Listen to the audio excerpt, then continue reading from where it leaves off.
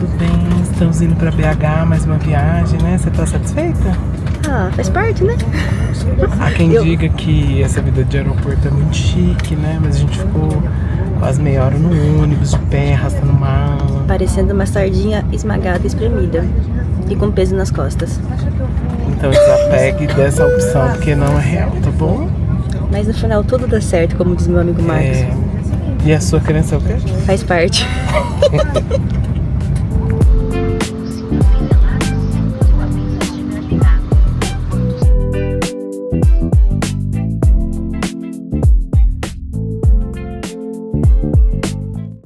Bom, muito bom dia para você que madrugou hoje. Hoje é sexta-feira, são 6 horas, 6 e ônibus, como dizem, né? Eu tô aqui em BH, indo pro evento da Andrea, da Lantana, que é minha cliente, minha amiga, e que todo ano faz um congresso que é fenomenal, é um congresso voltado pro mercado magistral. Então eu vou mostrar aqui para vocês um pouquinho da rotina, do que vai rolar, das novidades, principalmente da saúde, que esse ano é saúde integrativa, e também para pessoas que usaram canetas do GLP-1 e afins. Então vou levar vocês para viver isso comigo.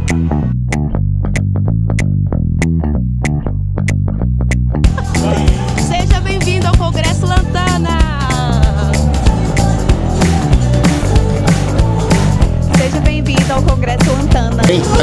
Venha tomar um café com a gente, estamos aqui. Um deles que nós trouxemos, inclusive em gominha, é o Calmap. Calmap é um ativo que vem do Croxativos, que melhora a resposta de sinapses cerebrais.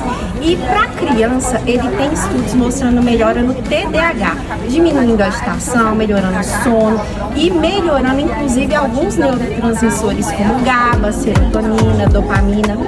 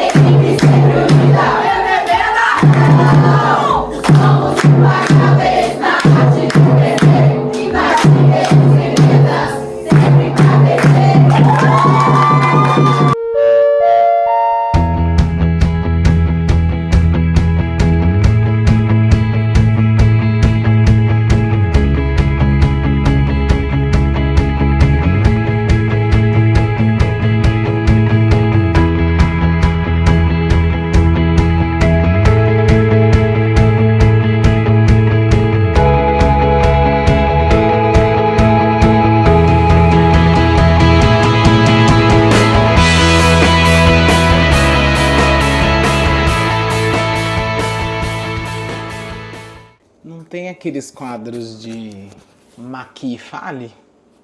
Pois bem, hoje vai ser Lave a Louça e Fale, né? Porque depois que a gente passa dos 35, tá indo ali pros 40 anos, o dever de casa fala um pouquinho mais alto, né? Então, nesse momento, vocês estão dentro do meu armário de copos, olha que espetáculo, mas foi onde a câmera coube e a gente vai conversar um pouquinho aqui enquanto eu vou lavando essa belíssima louça. Pode ser? Vamos lá para mais um vídeo então? Mas quando a gente fica adulto, tem a nossa casa, quando a gente acaba gastando um pouco do nosso tempo para organizar a própria vida, é o fato de que a gente precisa lidar com a organização, né? E aí o que acontece? Essa maturidade, essa responsabilidade faz com que a gente repita padrões dos nossos pais, né? Que a gente talvez tanto tenha criticado. Então eu me pego pensando com frequência do quanto eu reclamava da minha mãe de domingo de manhã fazer 500 barulhos dentro de casa. E o quanto eu reproduzo da mesma situação, né? Porque é o dia que eu efetivamente tenho tempo de fazer as coisas. E aí, se eu não fizer essas coisas, como é que faz? É meio maluco isso, né? Mas eu acho interessante... Dá licença, vou guardar um copo aqui junto com vocês. Eu acho interessante que esses padrões que a gente repete ao longo da vida, eles vão acontecendo naturalmente. E por mais que a gente tenha uma quantidade infinita de cursos e de possibilidades de fazer autoconhecimento e de se desenvolver e de procurar e de achar, né, com aquela soberba de que a gente não vai fazer nada igual aos nossos pais, é inevitável. A gente vai fazer. Eu tava lendo esses dias alguns livros sobre Bert Hellinger, né? Que obviamente pode ser que você fale, tá bom, você vai falar nesse negócio de constelação, eu não acredito. Tá tudo bem, tá? Eu acho que a gente tá num ambiente seguro aqui pra ser sincero e falar naquilo que acredita ou que não acredita. Mas a linha dele fala sobre hierarquia, né? O quanto a gente organiza do nosso sistema, né? Entre pais, mães, filhos. E o quanto isso se reproduz hoje na vida atual que nós vivemos, né? Ainda que seus pais já tenham falecido. Isso ficou muito forte porque essa semana, infelizmente, eu perdi uma tia. E eu fui até esse funeral. E aí eu entrei em completo choque a hora que eu vi o meu tio, que é irmão do meu pai. Meu pai faleceu em 2001 de acidente de carro. E morreu aos 54 anos, morreu super jovem e tal. Mas eu esbarrei com o fato desse meu tio estar exatamente igual, com as mesmas características do meu pai. Isso foi um pouco chocante, assim. E aí, de ver o padrão familiar, sabe? Das pessoas exatamente iguais, do mesmo jeito, mesmo formato. Ainda que o tempo tenha passado, né? E tenha sido generoso com alguns e não tão generoso com outros no quesito de corpo físico mesmo, né? De manutenção. E aí eu me lembrei desse livro, né? Do Bert Hellinger, que depois eu vou deixar aqui pra vocês, eu não lembro exatamente dele, o nome dele, mas em que ele explica as relações que a gente tem com o passado, né? E o quanto a gente é capaz de ressignificar ou não determinadas situações. O fato de estar nesse ambiente, que é um ambiente que não me é tão comum, né, de essa relação com os irmãos do meu pai e afins, não eram tão comuns na minha infância. A gente tinha contato, sim, mas o meu contato maior era com os meus tios por parte de mãe, né? Então, minha mãe veio de uma cidade distante, 150, 160 quilômetros, mas a relação com esses tios era mais intensa. Então, todas as lembranças que eu tenho de infância muito fortes são desses relacionamentos com eles, né? Da minha tia que já faleceu, e aí a gente vivia a cada 15 dias um visitando os outros, dos primos que eu tenho relação até hoje, inclusive de uma que na próxima semana provavelmente vocês vão ver ela aqui. E principalmente de observar o quanto dessa relação não acontecida com esses tios ainda reverbera em mim, né? Eu ouvi de duas pessoas duas frases bem interessantes, assim, né? Uma delas foi: nós torcemos por você. Então, foi meio, né? Eu ouvi, agradeci, mas eu tive que processar essa informação. De certa forma, desse lado da família e do outro também, eu sou o primeiro sobrinho que fez tudo diferente, né? Então, da família do lado do meu pai, a maior parte são advogados. Da família do lado da minha mãe, a maior parte são advogados. Então, eu fui fazer letras quando eu me formei, que não tinha absolutamente nada a ver com o que se esperava do padrão familiar. Eu resolvi constituir uma família num modelo que para eles não é considerado tão normal assim, né? De um relacionamento homoafetivo.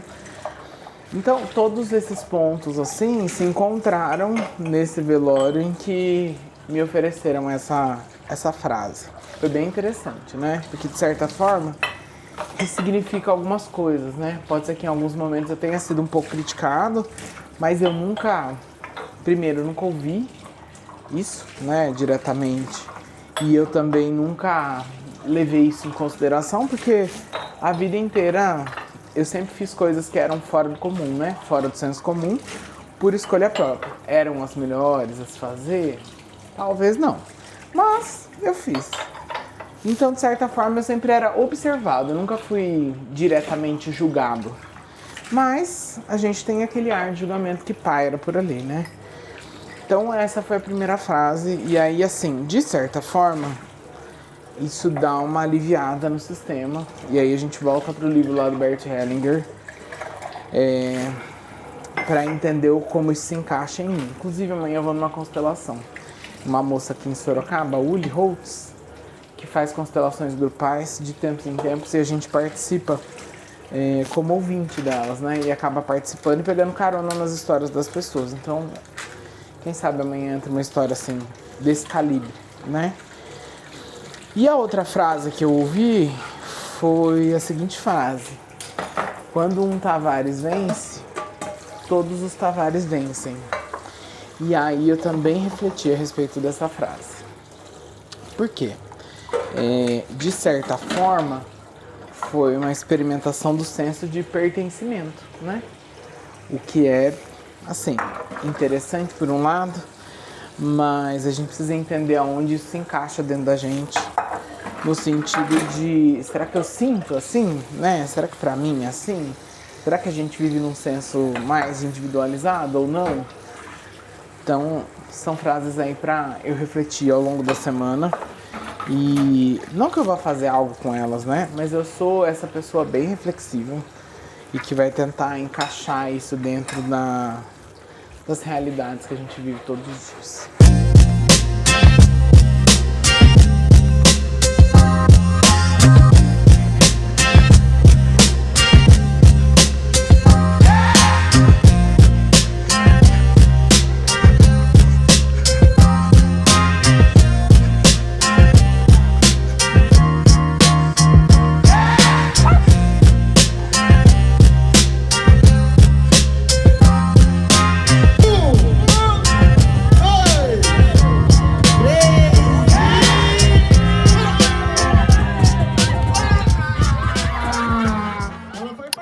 Aqui eu falei bastante nesse vídeo, né? Meu Deus, gente. Depois que eu fui editar, falei, puta, a pessoa vai lavar a louça e faz terapia? É isso mesmo? Mas, ó, eu queria terminar esse vídeo aqui contando pra vocês sobre um livro. E aí, eu terminei de ler esse livro hoje. Chama Flores para Algernon. E aí, também é um livro desses que fazem parte do clube de livros do Lucas Cobra. Eu vou deixar até o perfil dele aqui embaixo, se você quiser participar. É bem legal porque o que acontece? A tendência é que a gente busque livros que estão dentro da nossa zona de conforto, né? E jamais escolheria esse livro para comprar numa livraria, né, de maneira geral. Mas como ele foi votado, a gente compra e fala, tá bom, vou ler. E aí ele é do Daniel Case, deve ser assim. Eu vou até colocar o cardzinho do livro aqui do lado para vocês, para ver a capa. É uma capa amarela, eu tô lendo no Kindle porque eu acho mais confortável. E aí que é uma história da pesada, assim. Ele conta a história do Charlie, começa a história com o diário do Charlie, né? Basicamente o Charlie é uma criança que nasceu com problemas neurológicos, né? Aqui eles chamam no livro de retardo, enfim. Mas isso são termos que a gente não usa hoje mais, né? Mas ele tem um atraso mental, né? E intelectual. E aí, o que acontece? Dentro desse livro é o diário dele contando ali como as coisas vão se passando no dia a dia, porque ele precisa registrar todas essas informações para ele entender se ele está evoluindo ou não está evoluindo intelectualmente falando.